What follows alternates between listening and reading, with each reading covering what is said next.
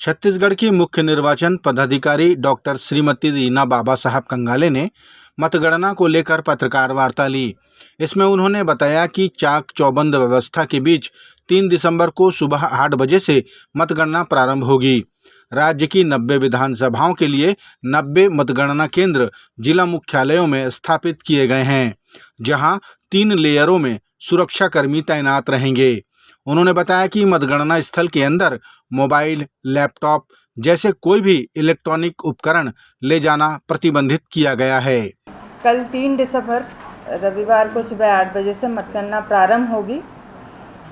राज्य के जो 90 विधानसभा क्षेत्र हैं उसमें मतगणना हेतु 90 मतगणना हॉल सभी जिला स्तरीय मुख्यालयों में निर्धारित किए गए हैं।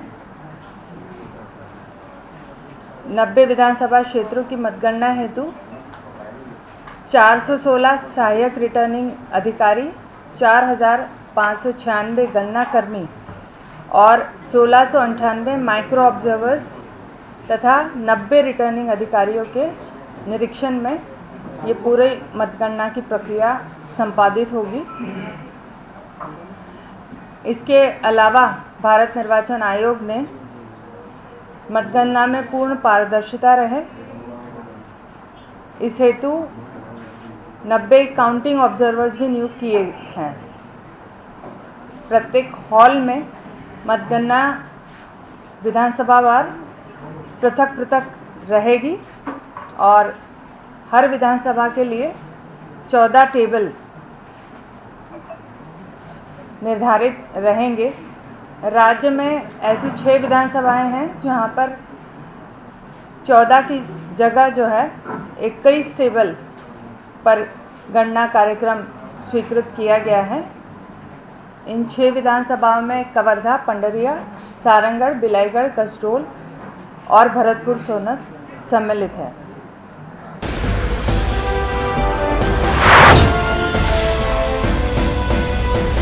छत्तीसगढ़ के मुख्यमंत्री भूपेश बघेल ने प्रधानमंत्री को पत्र लिखकर ऑनलाइन बैटिंग के अवैध कारोबार से जुड़े प्लेटफॉर्म जैसे web, APK, Telegram, Instagram, URL इत्यादि पर पूर्ण रूप से प्रतिबंध लगाए जाने की मांग की है। मुख्यमंत्री भूपेश बघेल ने अपने पत्र के माध्यम से ऑनलाइन गेमों पर की गई कार्रवाई से भी प्रधानमंत्री को अवगत कराया। मुख्यमंत्री ने पत्र को संज्ञान में लेते हुए विषय पर ठोस कार्रवाई कराए जाने का आग्रह किया।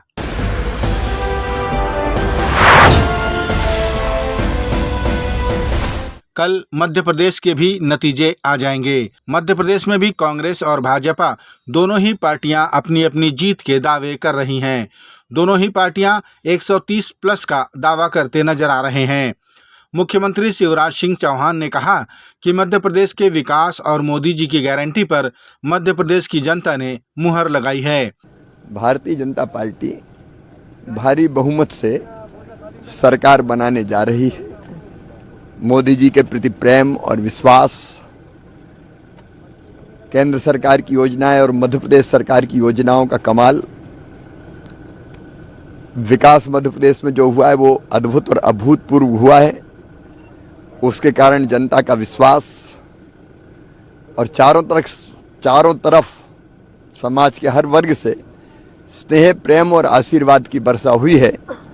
लाडली बहनों ने तो आशीर्वाद दिया ही है, भांजे भी पीछे नहीं रहे। हाथ कंगन को आरसी क्या, कल पता पड़ जाएगा कि शिवराज सिंह चौहान कहाँ खड़े हुए हैं।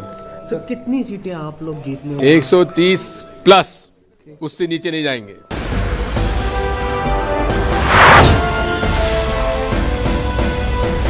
छत्तीसगढ़ कांग्रेस की प्रदेश प्रभारी कुमारी शैलजा ने कहा कि भारतीय जनता पार्टी समय देख कर बयान बदलने में माहिर है। पहले उन्हें चेहरा नहीं मिला तो मोदी जी के चेहरे को आगे कर दिया, वहां भी बात नहीं बनी तो अब फिर बयान बदलते नजर आ रहे हैं। शैलजा ने कहा कि छत्तीसगढ़ में भाजपा की सरकार बनने के दूर दूर तक आसार नहीं हैं। उनको विश्वास था ही नहीं यहाँ लोकल किसी लीडरशिप पर, तो मोदी जी को ले आए, बीच में गारंटी देने लगे, वो भी नहीं चला। और अब जब उन्हें मालूम पड़ गया कि सरकार उनकी कहीं आसपास भी नहीं है, दूर दूर भी नहीं है, कहीं बीजेपी का नाम नहीं है, तो अब बदलना तो है ही नहीं। मैम सीएम भूपेश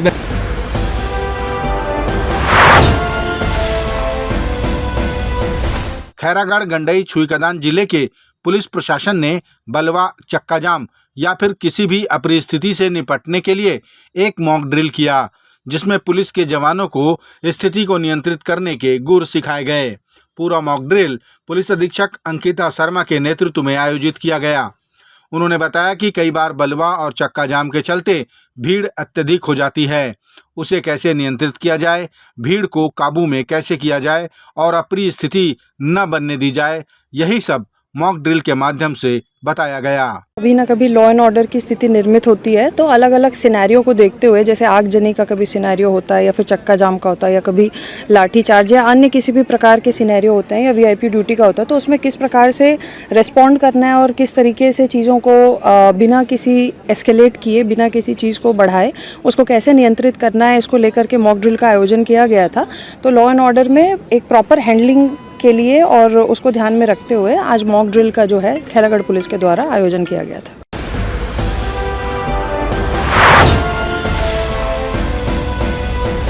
लोकसभा सदस्य व साध्वी प्रज्ञा ठाकुर ने कहा कि कांग्रेस ने हमेशा हिंदुओं को दबाने और कुचलने का काम किया है। उन्होंने कहा कि आज़ादी के बाद से जब तक कांग्रेस का शासन रहा तब तक कभी भी हिंदुओं को न्याय नहीं मिला, लेकिन अब स्थिति विपरीत है। मोदी जी के नेतृत्व में हिंदुओं को न्याय मिलने लगा है तो कांग्रेस तिलमिला गई है। हिंदुत्व एक कोई किसी व्यक्ति विशेष का विषय नहीं है। हिंदुत्व ये धरातल है, ये भारत भूमि है, यहाँ सनातन है, यहाँ हिंदू है। हमने अगर अन्य सभी मत और पंथों को अवसर दिया है यहाँ रहने का, आप रह सकते हैं, खा सकते हैं, क्योंकि अतिथि देवो भव ये हमारे यहाँ कहा गया, इसलिए अतिथि देवो भव की हम उसमें रहते हैं, संस्कारों में रहते हैं, तो हम सबको मान्यता देते हैं।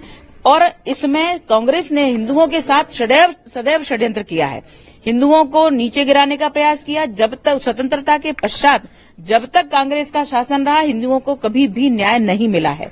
इसलिए अब जब हिंदू अपने वर्चस्व में आ रहा है, जब वो अपनी बात कहने का उसको अवसर मिला है माननीय प्रधानमंत्री मोदी जी के शासनकाल में, न्याय उनको मिलने लगा है, तो कांग्रेस तिलमिला रहे हैं, क्योंकि ये सिर्फ हिंदुओं को कुचलना जानते हैं, क्योंकि हिंदू कभी कुछ कहता नहीं है।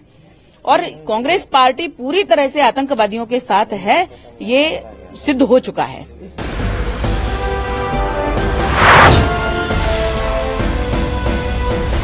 भारतीय जनता पार्टी और कांग्रेस के शासन में भिन्नता है, ये कहना है छत्तीसगढ़ कांग्रेस की प्रदेश प्रभारी कुमारी शैलजा का।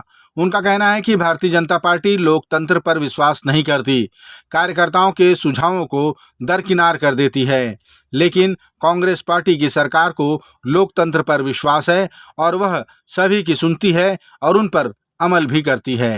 और हमारा हमेशा हमारी कांग्रेस पार्टी की तो परंपरा रही है लोकतंत्र की, मौका भी देते हैं, उनकी बात भी सुनते हैं। ये तो आप केंद्र से राज्य तक देखते हैं कि भारतीय जनता पार्टी की सरकार केंद्र में जब से बनी है 10 साल होने को आ रहे हैं, कैसे विपक्ष का गला घोंटा जाता है, कैसे मीडिया को कंट्रोल किया जाता है, ये उनके काम है। हमारा लोकतंत्र में विश्वास है। यहाँ पर छत्तीसगढ़ के लोगों के हित में जो भी कार्य होगा, चाहे वो कोई भी सुझाव दे, हम हमेशा उसका स्वागत करते हैं। मैम एक सवाल